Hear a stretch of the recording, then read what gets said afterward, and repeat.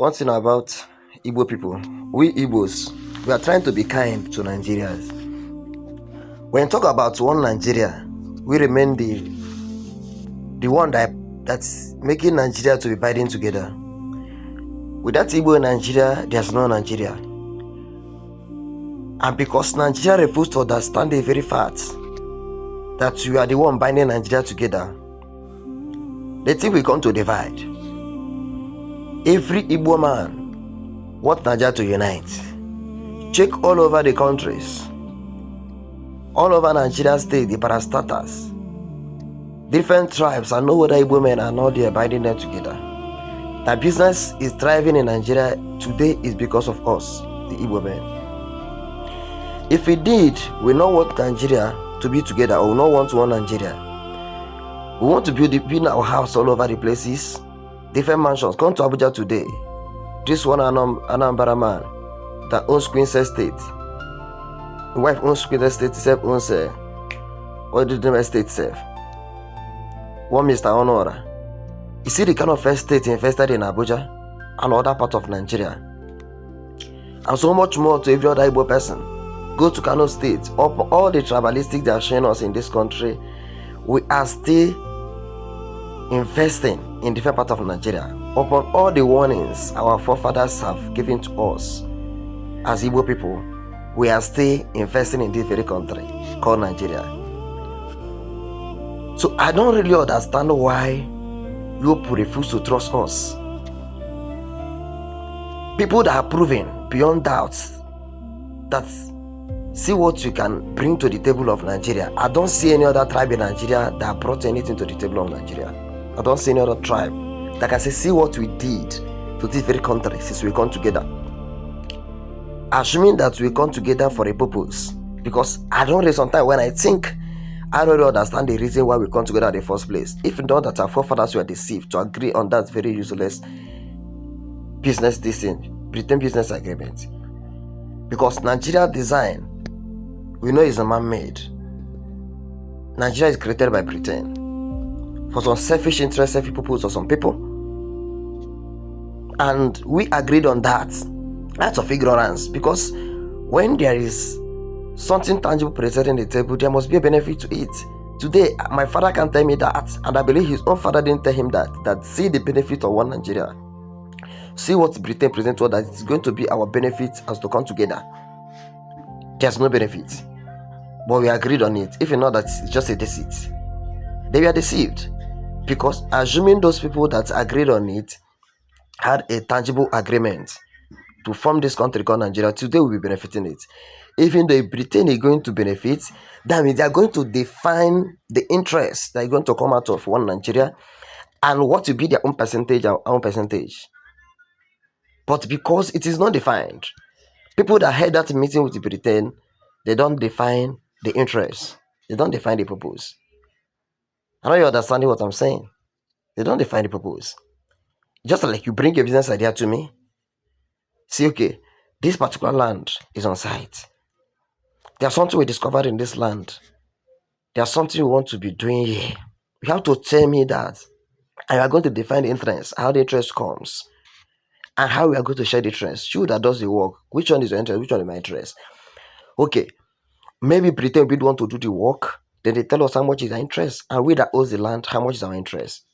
I tell you today, if you have done a good agreement, you as a Nigerian citizen won't be living in abject poverty. You won't be suffering to earn a living. You'll be suffering any hate from government. Why? Because a tangible foundational agreement was written.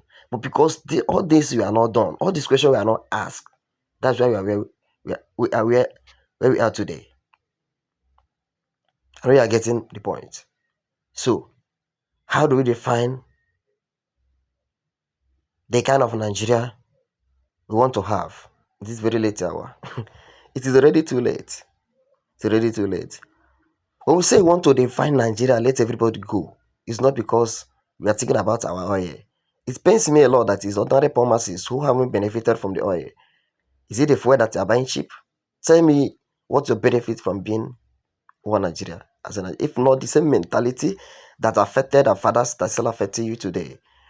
Tell me what is your benefit being a one Nigeria. There's no benefit to that. If there's any benefit, prove me wrong in comment section. There's no benefit. There's no benefit being a one Nigeria. But you choose to be under the shackles or the same ignorance that affected your fathers. That today you're shouting, Mazen Kanu want to divide Nigeria. You want to divide Nigeria. You want to divide. If we divide Nigeria, is it not somebody that created Nigeria? Nigeria, is it made by God?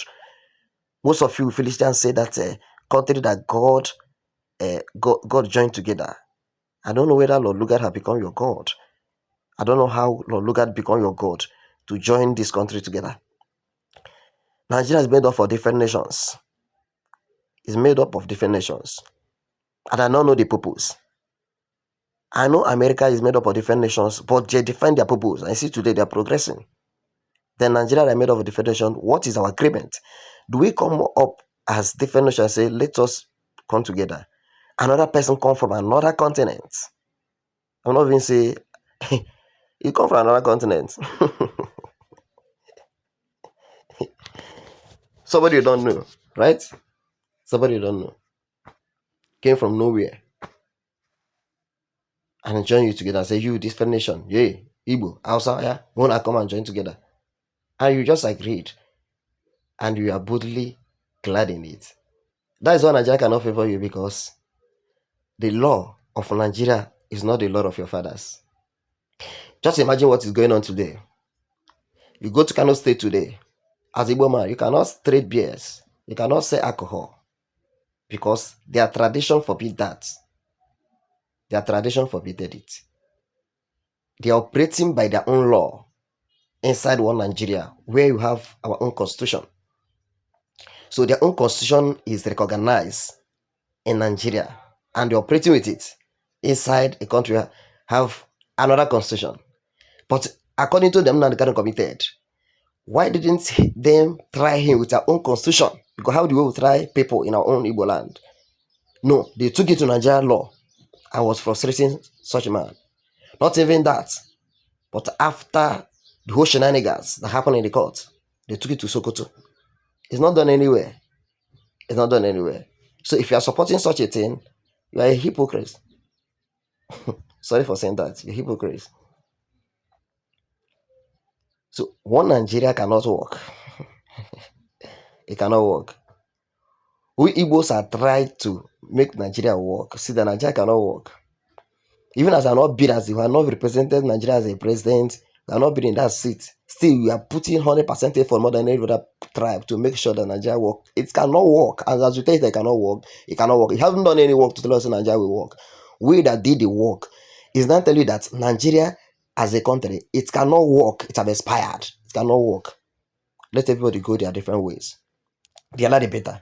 Because upon all this nonsense that going on in Nigeria, before the heat will touch us, you feel it most. God knows how He created us. God made us strong. God created us with wisdom. He made us totally different from you. If you don't understand it, He made us totally different from any African nation. God made Igbos totally different from them. So before the thing will come near us, definitely you must have felt the heat before we come near us. Because you are more fortified with information, with knowledge, spiritually and physically, more than any other nation in Nigeria and even in Africa. Whether you like it or not, the earlier you understand this, the better for you. Let the Igbos go. Let the Igbos go. So they can build ourselves and show sample to other countries in the world that Africa has what it takes to be independent. When you call UN now to intervene in Nigerian matter, you see our senators, they will rise. You need to shout, hey, Nigeria is a suffering country. We are a suffering country. We are a suffering country. But when it is the time to do something that other suffering countries are doing, Nigeria is nowhere to be found. Our senators cannot hear their voice. They collect US aid. They collect UN aid. They collect aid from different countries, even France aid, even China aid. They collect aid everywhere. Puro money everywhere. When it comes to do the right thing, they remember they're a suffering country.